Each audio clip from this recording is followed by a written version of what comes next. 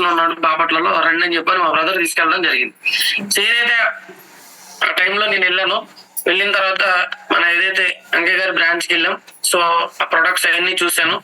చూసిన తర్వాత మనం అప్పటికి జాబ్ చేస్తూ ఉన్నాం కాబట్టి మనకి ఏంటంటే ఓకే నాకే తెలుసు జాబ్ మనం చేస్తున్నాం కదా, మనకి డబ్బులు వస్తున్నాయి, ఏంట్లే అనుకుని ఏదో కిరాణా షాప్ ట్రీట్ చేసినట్టు మనం దాన్ని ట్రీట్ చేయడం జరిగింది ఆ టైంలో. సో అయినా సరే అంకే గారు ఓపికకి మెచ్చుకోవాలండి. ఎందుకంటే మనం ఎలా ప్రవర్తించినా, ఎలా ఎదుటి వ్యక్తులు ఎలా అంటే ఇలాంటివి మీకు ఎదురవుతూ ఉంటాయి. దాని గురించి మీకు అర్థమయ్యేలా చెప్తున్నాను, నేనేం ఫేస్ చేశాను, ఎలా ఉన్నాను అనేది.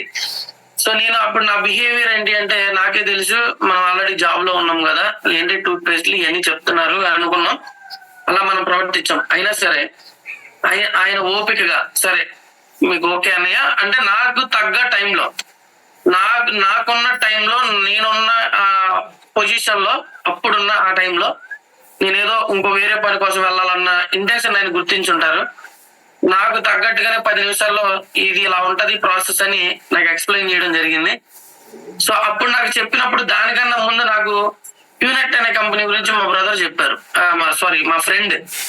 సో ఇట్లా 1,50,000 కట్టాలి, కడితే దాంట్లో ఒక వాటర్ ప్యూరిఫైర్ ఇస్తారని. సో ప్రాసెస్ చెప్పినప్పుడు నాకు అంకే గారు చెప్తున్నప్పుడు ఆ ప్రాసెస్ ఈ ప్రాసెస్ ఒకటే కదలే అనుకున్నాను నేను. సేమ్ ఓకే అట్లా ఉంటది కదా ఇలాంటి కంపెనీలు అని అనుకున్నాం.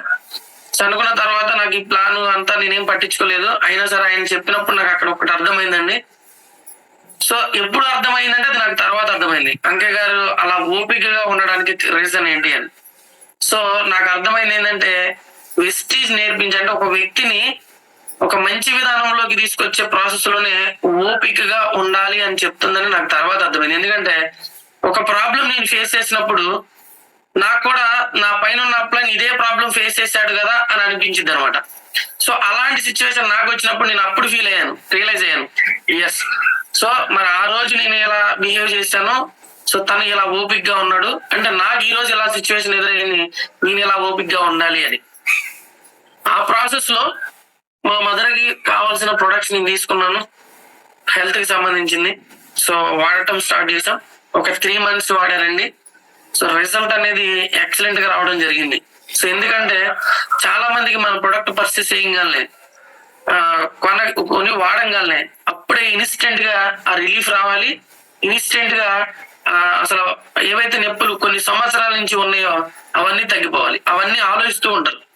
సో మనం కావచ్చు, మనం పరిచయం చేయాలనుకున్న వ్యక్తులు కావచ్చు. ఇక్కడ మనం ఆలోచించాల్సిన విషయం ఏంటంటే, నేను అలా ప్రాసెస్ లో ఒక 3 months వాడేటప్పుడు సో ఈ ప్రొడక్ట్స్ అన్ని కూడా ఫుడ్ సప్లిమెంట్స్ అని తెలుసుకోవడం జరిగింది. సో ఫుడ్ సప్లిమెంట్స్ కాబట్టి కొంచెం కాలక్రమేణా తగ్గుతూ వస్తాయి, హెల్త్ కి ఎలాంటి డ్యామేజ్ అయితే లేదు. ఎందుకంటే బయట పెయిన్ కిల్లర్స్ వాడటం వల్ల చాలా మందికి కిడ్నీలు ఫెయిల్ అయ్యే ఛాన్సెస్ ఉన్నాయని అప్పుడు నేను కొంత తెలుసుకొని వీటిని కంటిన్యూ చేయడం వల్ల రిజల్ట్ వచ్చింది. అయినా సరే సో నేను జాబ్ అనే ఫీల్డ్ లోనే ఉన్నాను కాబట్టి మన మైండ్ సెట్ ఓన్లీ జాబ్ గురించి ఆలోచిస్తూ ఉంటది కాబట్టి, సో తర్వాత అంకే సార్ నాకు కాల్ చేస్తున్నా కూడా లిఫ్ట్ చేసేవాడిని కాదండి. ఇక్కడ మీరు కూడా మీ అప్లైన్స్ ఎవరైతే ఉన్నారో వాళ్ళు కాల్ చేస్తా ఉంటే లిఫ్ట్ చేయకుండా ఉండొచ్చు. లేదు ఏదో ఒక కారణం చేత నేను వేరే పనిలో ఉన్నాను సార్, నేను మళ్ళీ చేస్తాను సార్, తర్వాత చేస్తాను సార్, నాకు ఇంకో బిజీగా ఉన్నాను సార్ అంటే బిజీ లేకపోయినా సరే ఇలా చెప్తూ ఉండొచ్చు. సో అలాంటి మిస్టేక్ ఫస్ట్ స్టార్టింగ్ లో నేను బిజీ లేకపోయినా, సో నాకు అంటే అక్కడ వర్క్ ఉంటది కాబట్టి ఆ వర్క్ ను బట్టి అంత వర్క్ బిజీ ఏం కాదు. సో వర్క్ ను బట్టి నేను బిజీగా ఉన్నానని ఫోన్ లిఫ్ట్ చేయకుండా ఉండటం. అయినా సరే ఆయన పట్టు విడవని విక్రమార్కుడికి మళ్ళీ నాకు కాల్స్ చేయడం. సో పదే కాల్ చేస్తుంటే తనకే అవసరం ఉందని నేను అప్పుడు ఫీల్ అయ్యానండి. సో తర్వాత అయినా సరే మా బ్రదర్ తో కాల్ చేయించడం. సో కాల్ చేపించి మరి ఒక్క 5 minutes టైం ఇవ్వండి మాట్లాడతాను అని చెప్పానంటే, సో నేను ఆ 5 minutes మాట్లాడాను. ఎలా అయినా సరే ఒకసారి మాట్లాడదాం కదా అని. సో ఆ రోజు ఒకటే ఒక ఆలోచన అండి, సో అన్నయ్య నువ్వు ఒక్కసారి రాజమండ్రి మీటింగ్ రా. సో మీటింగ్ వచ్చి అసలు ఇదేంటి, ఈ కంపెనీ ఏంటి, సో ఈ ప్రొడక్ట్స్ ఏంటి, సో ఎందుకంటే నువ్వు కొన్ని ప్రొడక్ట్స్ తీసుకొని వాడావు కాబట్టి దాని యొక్క రిజల్ట్ బాగుందని నువ్వే చెప్తున్నావు కాబట్టి, సో ఒక్కసారి వచ్చి చూడు, తెలుసుకో, దాని తర్వాత నీకు నచ్చితే కంటిన్యూ చేయి, లేదంటే లేదని చెప్పాను ఒక మాట. ఎస్ మరి నాకు ఆ రోజు అనిపించిందండి, ఈ రోజు మీకు కూడా అనిపించవచ్చు, లేదు మీకు తెలిసిన వ్యక్తులకి మీరు చెప్పేటప్పుడు ఆ ఫీల్ రావచ్చు. సో నాకు అనిపించింది ఆ రోజు ఏంటంటే, మరి ఎందుకు ఇంతలా ఈ ఒక వ్యక్తి దీని గురించి మాట్లాడుతున్నాడు, సో మనం తెలుసుకుంటే బాగుంటది, అది ఏమైనా సరే. సో నేను నైట్ షిఫ్ట్ చేస్తున్నా ఆ రోజు.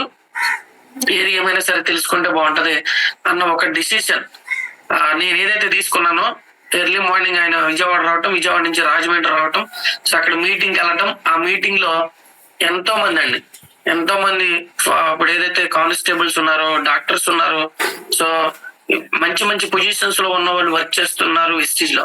సో నేను ఆ మీటింగ్ లో కూర్చున్నప్పుడు నాకు అర్థమైంది ఏంటంటే ఆరోగ్యం, సో ఆదాయం రెండు సంపాదించవచ్చు అనే క్లారిటీ నాకు వచ్చింది అక్కడ.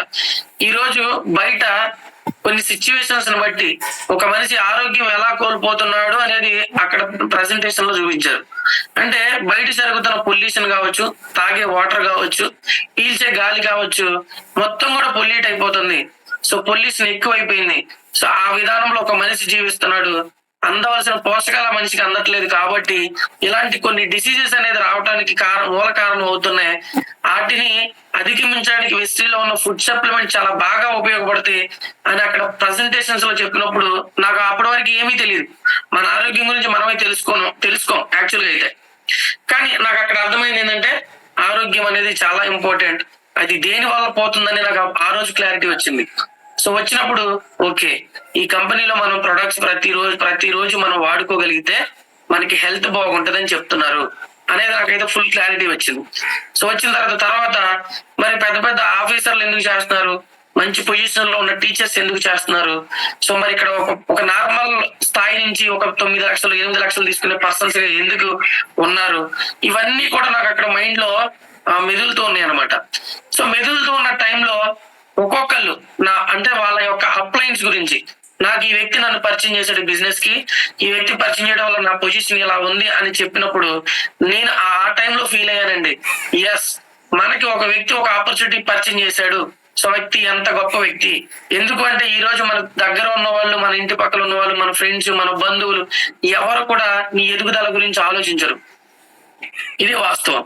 ఎందుకంటే నువ్వు బాగా చేయి, మంచి డబ్బులు వస్తాయి, ఇది ఇలాంటి వర్క్ చేయి, ఇలా డబ్బులు వస్తాయి అని చెప్పరు. ఎందుకంటే నా పక్కన ఉన్న వ్యక్తి 1 లక్ష రూపాయలు సంపాదిస్తున్నాడు అనుకోండి, ఆ 1 లక్ష రూపాయలు సీక్రెట్ నాకు చెప్తే నేను ఎక్కడ ఎదిగిపోతా అనే అది ఆ సెల్ఫిష్ ఇది ఉంటది అనమాట.